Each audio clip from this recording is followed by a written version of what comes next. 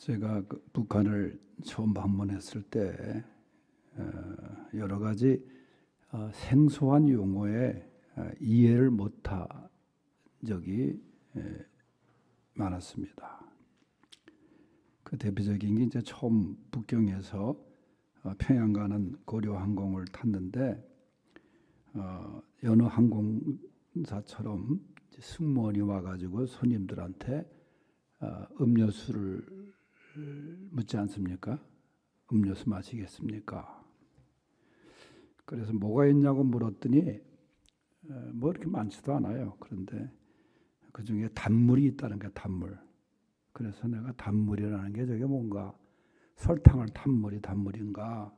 그랬더니 이 북한에서는 탄산음료, 그 탄산 단물이라고 불어요. 그래서 사이다도 단물입니다. 단물. 그 표기되어 있는 걸 보면 콜라는 뭐라고 얘기냐면은 코코아 탄산 단물 그렇게 또 얘기를 해요. 근데 맛은 별로 없어요. 단물이지만 뭐 이렇게 이제 생수도 이제 샘물로 얘기하는데 이 단물 사실 이 반대로 생각하면 이제 쓴물로 얘기하죠. 쓴물. 그러니까 쓴물은 뭐 잘 마시지도 않고 또 마시기도 어렵고 흔히 쓰다 하는 것을 말할 때 약이 쓰다 그러잖아요. 근데 쓴 약이 몸에 좋다. 그게 말이 잘못됐다는 거예요. 과학적으로 근거가 없대요. 쓴 약이 몸에 좋다. 쓴 약은 쓸 뿐이에요. 그게 별로 좋은 게 아니라는 거예요. 오늘 말씀에 보면은 이 쓴물과 단물에 대한 말씀이 나옵니다. 애굽에서 430년간 종살이를 하던 이스라엘 백성들이 이제 하나님의 인도하심에 따라서 모세가 이끌고 나오지 않습니까? 그리고 홍해를 건너요. 광야를 지나서 오늘 말씀에 보면 사흘길을 걸었다. 그렇게 말씀해요. 그런데 그 광야길을 걸으면서 오늘 말씀에 나오는 것처럼 가장 심각한 문제가 발생하는데 그게 마실 물이 없었다는 거예요. 물론 음식도 필요하죠. 그러다가 그들이 도착한 곳이 이름이 마라에 이르렀다. 22절에 보면 마라라는 곳에 이르렀는데 그곳 이름이 쓰다라는 뜻이에요. 또 괴롭다 그런 뜻이에요. 그러니까 그 마라라는 지역에서 나오는 이 물이 이 쓰다는 얘기겠죠. 그래서 제대로 마실 수가 없어요. 이 광야라는 곳이 그런 의미가 있습니다. 흔히 인생은 광야와 같다 그러잖아요. 인생은 광야와 같다. 그런데 이 마라의 쓴물과 같이 이 광야의 생활이 이렇게 참 괴롭고 힘들고 그런 삶의 여정이라. 그런데 이 마라라는 곳이 이제 그 다음에 나오는 지명 하나가 또 엘림입니다. 엘림으로 이제 가서는 거기에서 쓴물이 단물로 바뀌는 이야기가 나와요. 26절에 25절의 중간에 보면 그가 물에 던지니 물이 달게 되었더라. 그러니까 정반대 쓴물이 단물로 변해요. 마라가 엘림으로 변해요. 우리 모두 인생의 마라를 살아가고 있는데 오늘 말씀드린 이 엘림에 물샘이 12이나 있고 종려나무가 쭉쭉 자라고 풍성한 엘림의 삶으로 나갈 수 있기를 바랍니다. 그 첫째가 원망을 버려야 된다는 거예요. 본문 24절 다 같이 한번 읽어보겠어요. 24절 시작. 백성이 모세에게 원망하여 이르되 우리가 무엇을 마실까 하매. 아멘. 여러분 출애굽을 쭉 읽다 보면은 이스라엘 백성들처럼 하나님의 기적 같은 은혜를 경험한 그런 민족이 어디 있어요? 나오면서부터 애굽에 430년간 종살이를 하고 그 신음 속에 고통 속에 살던 그 민족을 그 신음을 들으시고 하나님께서 출애굽을 시켜주지 않습니까? 그리고 눈앞에서 홍해를 갈라 놓으시고 추격해오던 애굽의 군대들을 수장시키고 말이죠. 그런데도 불구하고 이스라엘 백성들이 그 출애굽의 그 과정을 쭉 해서 이제 광야의 생활을 보면은 특징 중에 하나가 있어요. 조금만 부족해도 불평입니다. 원망입니다. 심지어는 하나님까지도 원망해요. 너무 살기 어렵다. 마실 물이 없다. 먹을 것이 없다. 애굽에 매장지가 없어서 우리를 여기서 죽이려고 하느냐. 계속해서 원망, 불평이에요. 여러분, 그 엄청난 하나님의 놀라운 능력을 그들 눈앞에서 보지 않았어요? 경험하지 않았어요? 그럼에도 불구하고 조그마한 역경에 부딪힐 때마다 원망을 너무 쉽게 터뜨렸던 사람들이었습니다. 하나님은 그 원망의 소리를 들으시고 하나님이 채워주시잖아요. 오늘 본문에 보면은 물이 없어서 원망합니다. 모세를 원망합니다. 이게 어쩌면 우리 인간의 얄팍한 마음인지도 몰라요. 멕시코에 가면은 그 일부 지역에서 온천이 나오는데 그 옆엔 또 냉천이 또 솟아나고 있어요. 얼마나 좋아. 그 참 놀라운 그 자연적인 현상 아니에요? 그러니까 제일 좋고 또 그곳을 이용하는 사람들이 그 동네 아낙네들입니다. 와서 빨래를 삶지 않아도 되잖아요. 온천물에다 담갔다가 그다음에 이제 또 찬물에다 또 헹궜다가 그 뭐 물이 계속 그렇게 나오니까. 근데 그곳을 갔던 이 미국의 목사님이 그 멕시코 선교를 갔다가 안내한 현지 목사님한테 그 모습을 이제 안내를 했잖아요. 그거 이제 보고 그렇게 말을 합니다. 자, 얼마나 감사하냐고. 하나님께서 이 온천 따뜻한 물과 냉천 저 찬물을 자유롭게 사용할 수 있을 정도로 그렇게 물을 공급해 주시니 참 너무 감사하네요. 그러니까 멕시코 목사님이 뭐라고 대답을 했냐 하면은 그렇지 않다는 거예요. 이 사람들은 감사가 없다는 거예요. 불평. 왜 그러냐 했더니 비누를 안 줘서 불평하대. 비누가 없다는 거야, 비누가. 이게 인간의 마음이에요. 막 비누까지 거기에 비누 성분까지 나오면 아마 또 다른 걸 얘기했을 거예요. 건조기가 없다를 수도 있고 말이에요. 주신 것에 대한 감사한 줄 모르고 없는 것에 대한 불평과 원망이 가득한 그런 인간의 모습이에요.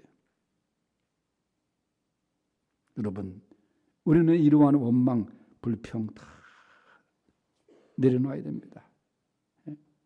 이걸 제거해야 마라에서 벗어날 수가 있는 거예요. 툭하면 불평하고 툭하면 원망하고. 문제는 나한테 있는데 말이지. 지금으로부터 140년 전에 이 땅에서 주로 우리 조선 땅을 선교하기 위해서 선교사들이 카나다, 미국, 영국, 호주에서 많이 오지 않았습니까? 이 카나다 선교회에서는 주로 환경도 지방을 했고, 장로교에서는 저 평안도 지방, 호주에서는 저 부산 지방에서 나누어서 이렇게 선교를 하기 시작했는데, 로버트 하디라고 하는 카나다 선교사가 들어와 가지고 선교를 합니다. 근데 이 사람은 이 선교사들 중에서도 그 어떤 그 우월감 그런 게 강한 선교사였어요. 그래서 이 한국인들이 왜 이렇게 조선인들이 미개한가? 너무 무지하고 또 더럽고 그래서 복음을 받아들이기가 어렵다. 그런 개념을 갖고 그가 선교를 그나마 하고 있었는데 그런 가운데서 1893년에 그 열악한 그 보건 위생 상태 때문에 첫 아이를 조선 땅에서 잃어요. 그래서 너무 충격이 크고 결국은 원망, 아픔 속에서 선교를 포기하기로 결심을 합니다. 그때 성령의 음성이 들리기 시작했어요. 너 회개하라. 너의 교만을 회개하라. 그리고 두 번째 들리는 음성이 사랑하라. 이 민족을 사랑하라. 조선 민족을 사랑하라. 내가 사랑하는 민족이다. 그걸 음성을 듣게 됩니다. 하디가 그 음성을 들으면서 계속해서 눈물을 쏟아요. 말씀을 읽어 내려갈 수도 없을 정도로. 그리고 집회 시간에 고백을 합니다. 성령이 나에게 오셨습니다. 회개하라 말씀하셨습니다. 나는 나쁜 선교사입니다. 하나님이 이 백성을 사랑하라 말씀하셨는데 나는 교만했습니다. 난 미개한 조선인이라고 원망했습니다. 그러면서 이 사람이 회개를 하기 시작합니다. 옆에 있던 여자 선교사들도 울면서 기도해요. 여자 선교사는 나는 더 나쁜 선교사입니다. 또 울면서 통곡을 합니다. 백성들 앞에서 웃고 있었지만 저는 조선인들을 무시했습니다. 대성통곡하면서 회개가 거기서 일어납니다. 많은 사람들이 어디서 누가 듣든지 말든지 간에 회개하기 시작하고 죄를 고백하고 기도하기 시작하고 서로가.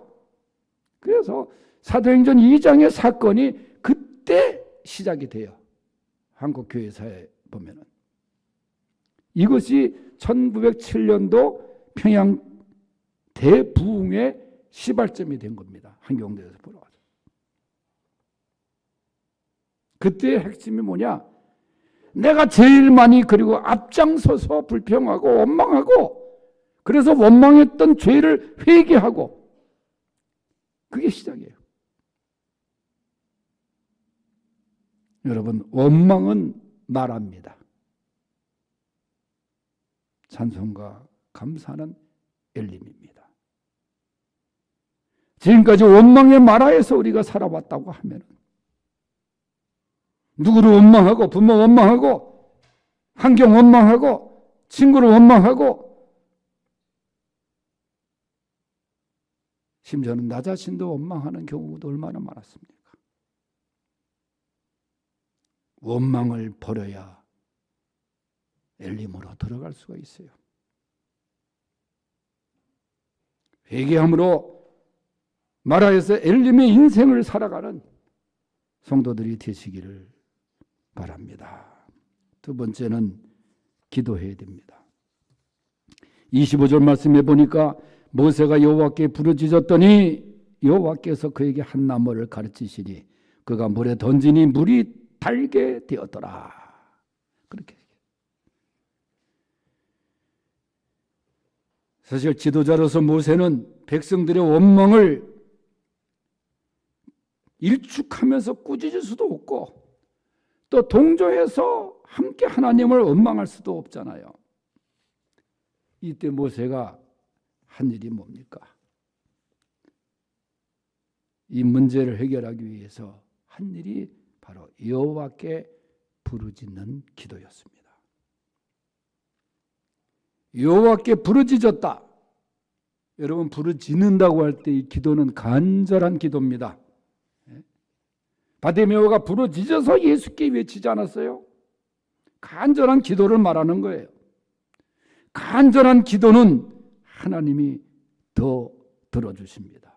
예레미야 33장 3절에 보면은 너는 내게 부르짖으라. 내가 내게 응답하겠고 내가 알지 못하는 크고 비밀한 일을 내게 보이리라. 부르짖으라 그랬어요. 부르짖는 기도를 들으시고 응답하신 하나님, 그리고 우리가 몰랐던 크고 비밀한 놀라운 은사까지도 주신다는 거예요. 비상기도, 부르짖는 기도. 이렇게 간절히 부르짖는 기도를 하나님이 들으십니다. 응답하십니다. 하나님이 지시하시는 대로 한 나무를 꺾어서 물에 던집니다. 그랬더니 마실 수 없을 정도로 쓴 물이 달게 되었다는 거예요. 정말 단물이 되었어요. 마시기 좋은 물. 여러분, 이 단물의 기적이 오늘 우리에게도 일어나는 줄로 믿습니다. 원망하면 더 써요. 그러나 기도하면, 감사하면, 찬송하면 쓴 물도 달게 되는 거예요. 기도의 능력입니다. 기도하는 거예요. 원망은 말하지만 기도는 엘림입니다.